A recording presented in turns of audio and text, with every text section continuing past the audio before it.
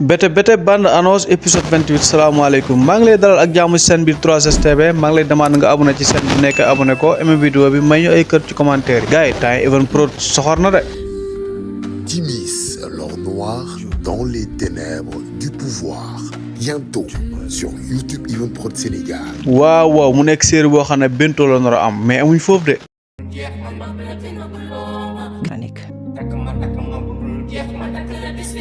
góor gu baax jot na nag il est temps ma ut jëkkër sëy comme ñëpp. ñoo ko gisandoor takk ma la kay takk ma ndax góor projet la wala ñàkk na série boo xam ne série buy neex la moom it kon ñaari série yi mu nekk série yoo xam ne mu ngi war a daw fee ci Evenprod waaye tamit banañ xel dafa leen ci ay analyse ci série yooyu gannaaw bi nga xam ne Evenprod lancé na ko incha allah épisode yi bu déparé rek dañ ci ànd ak yéen tamit comme ñun ak yéen on a famille moo tax ñu bàyyi xel lépp loo xam ne Evenprod pare na pour génne ko ci li ngeen war a xam ci li ñu war a yaatal suñu diggante ak yéen incha allah rabbi ñoo leen ko dig te dañ leen ko defal. ayca sama gars yi kon ñu ñëw.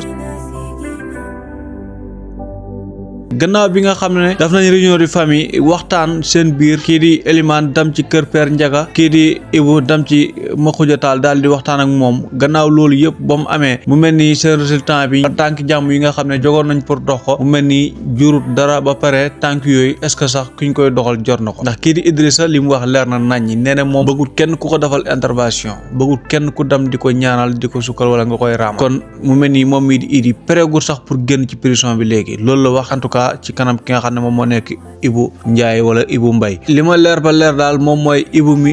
Idi mi dafa mel ni dafa ñëg parce que lii la ñuy wax nag rëy baaxul parce que dina la yóbbee nga def loo xam ne donte da nga ko war a regretter sax waaye da ngay jàpp ne toujours yow yaa nekk ci ndam ba looloo waral Idi prison bi mu nekk nii dafa mel ni moom da koo gënal wala boog dafa mel ni moom xalaatut lu bëri ba tax na moom mi mu taxaw ne sàkkuwul benn yoon ku koy defal intervention pour moom mu am liberté mën a génn doxi soxlaam Idi liberté neex na de en tout cas moom fi nga jàpp moom man jàpp ma ne foofu la solution moom da nga ko war a am lu mu mën a xew dañ la war a génnee foofu noonu te man Idi mi jàpp naa ne bis bu génnee prison war na mën a yaru nag war na mën a changer nekk beneen nit waaye ak Idi mi ma gis nii perewut sax pour génn léegi.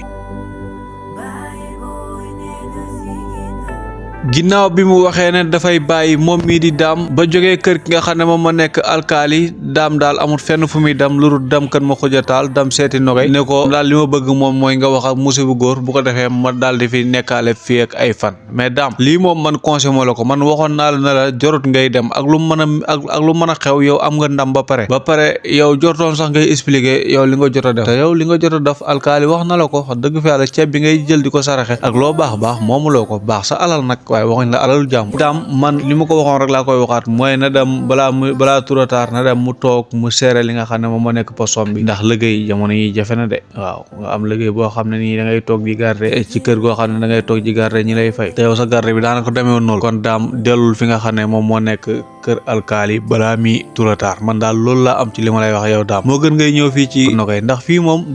du baaxee fii nii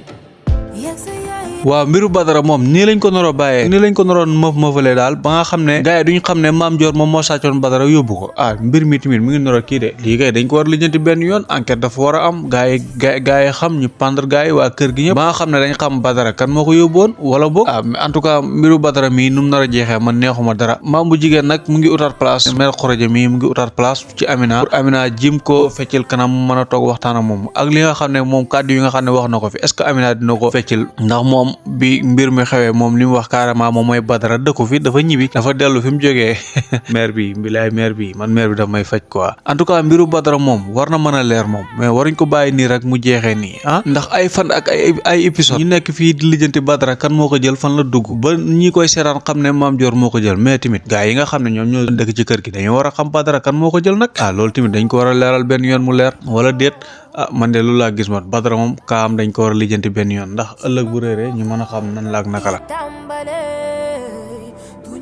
ki war a lijjanti kaam kay moom mooy Mame Codou mi ndax gannaaw bi nga xamee ne attaqué na maire Khoudia Thiam ba pare Juma Thiam ñoo dugg ci wax ji mu attaqué Juma Thiam jim ko wàccee jim ko taj place am jim ko rusloo jim ko teg gàcce xamal ko ne ko yow yaag maire Issa Ndiaye même kaa ngeen kon yow ni maire Issa nekkee juree ay doom yi yow it noonu lañ la juree loolu moom du ma ko wax léegi dafa yéeme di ba loolu tax maam Codé mi père Ndiaga daal di ko annoncé na ko bis boo xamoon noo juddoo di nga bàyyi juddu jàmbur yi ngay lijjanti te dama bëgg nga laaj sa yaay naka nga juddoo ba loolu tax yaayam ñëw na nag jàkkaarloo maam bu jigéen muy maam Khoudia waaye maam Khoudia li mu ko wax mooy dama nga wax sa doom bi nu mu juddoo ndax li nga koy làq mi ngi ko commencé làq ba léegi yàgg na kon il est temps nag nga dem nga wax sa doom fan la juddoo ak naka la juddoo kii di maam Codé nag taxaw na carrément mu laaj yaayam naka la juddoo maam Codé mbaaru lu may xalaat moom it mbaaru dafa bokk ci kaay moom it ci kaay comme ñoom juma caam yi en tout cas lu mën a xew doy na waar mais boo leen xëyee tamit maam Ndiaga daal di wax ne xuloolu woon rek dañoo meroon kenn ku nekk wax sa morom lu ko neex ndax xuloo moom dañuy wax ne sunu mbali la rek kenn ku nekk loo jekk rek moom ngay xëpp sa morom